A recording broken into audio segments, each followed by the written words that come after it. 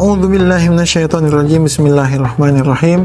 Alhamdulillahirabbil alamin. Allahumma shalli ala Muhammad wa ala ali Muhammad. Ketemu lagi kita di sore hari ini sambil menunggu waktu berbuka puasa. Kita masuk di subjudul ujian baru dimulai.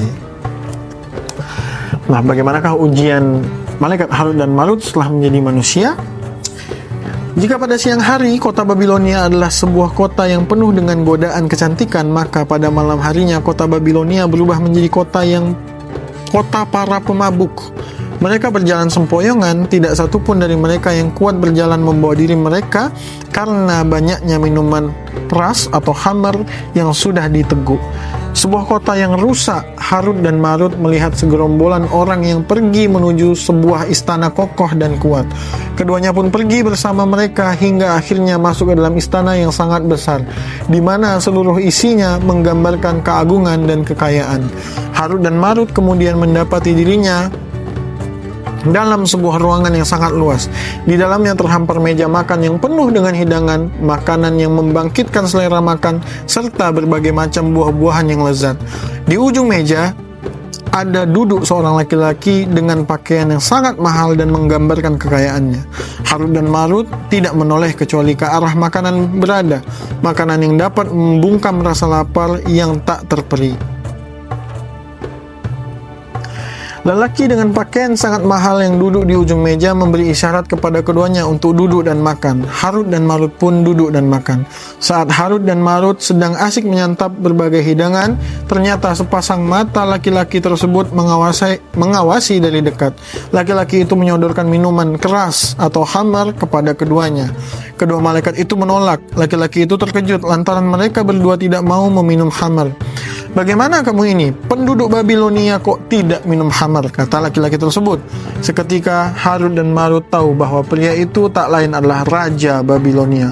Orang-orang yang ada di sekelilingnya adalah para menteri dan para gubernurnya. Sang raja kemudian berbicara. Semua orang terdiam dan seluruh pandangan tertuju padanya. Sang raja berbicara tentang perselisihan, persengketaan yang terjadi antara dia dengan salah seorang yang hadir di sana menyangkut sebidang tanah miliknya. Rupanya sang raja hendak merampas tanah orang itu secara zalim. Semua orang yang ada di dalam istana berpihak kepada raja, meski ia adalah raja yang zalim. Kendati demikian, sang raja tidak peduli dengan semua itu.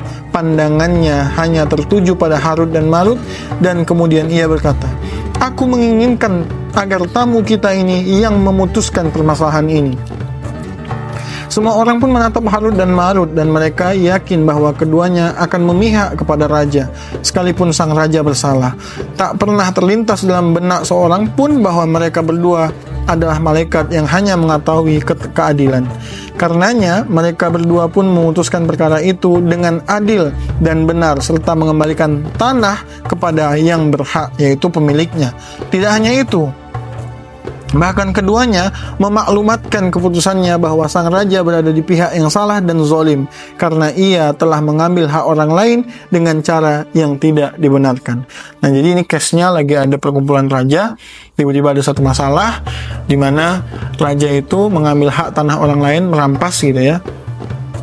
Merampas hak tanah orang lain, lalu mereka berselisih. Tentu saja yang ngikut raja, ya, buzzer-buzzernya raja itu pasti milih raja yang benar.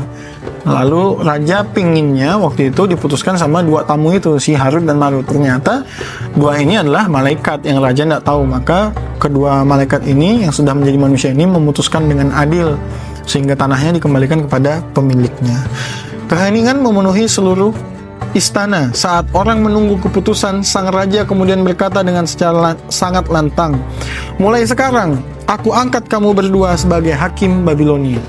Nah, jadi ini tawakal kepada Allah tadi, bahkan membuat pekerjaan itu datang kepada dia. Bukan dia mencari pekerjaan, tapi pekerjaan datang kepada dia. Maka teman-teman, buat teman-teman yang masih pusing disuruh cari kerja, maka yang seharusnya teman-teman cari di awal itu adalah ridhonya Allah Subhanahu wa Ta'ala dulu.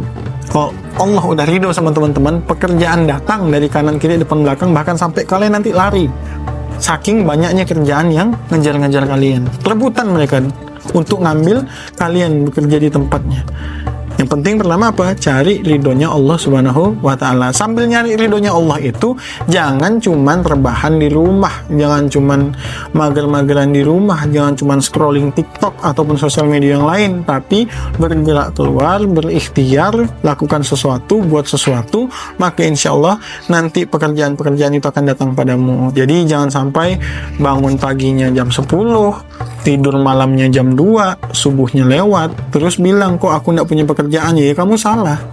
Bangun paginya subuh, minta sama Allah dapat pekerjaan yang halal atau bisnis yang halal. Pagi-pagi langsung gerak, keluar kayak nyangkul halaman, nyiram tanaman, ngerawat tanaman pagi-pagi, terus jalan ke tempat tetangga, silaturahim, bantu orang yang lagi jualan. Kalau ada bengkel di tempatnya, bantu bengkel, terserah, lakukan sesuatu. Insya Allah nanti Allah yang datangkan pekerjaannya kepada teman-teman semuanya. Jadi itu pertama kita dapat rumus tawakal dari malaikat Harut dan Marut. Nah, jadi tadi langsung diangkat menjadi hakim di negeri Babilonia. Bagaimana kelanjutannya setelah dia menjadi hakim? Kita akan lanjutkan di episode berikutnya. Selamat menantikan waktu berbuka puasa. Semoga Allah terima ibadah puasa kita. Barakallahu fikum. Assalamualaikum warahmatullahi wabarakatuh.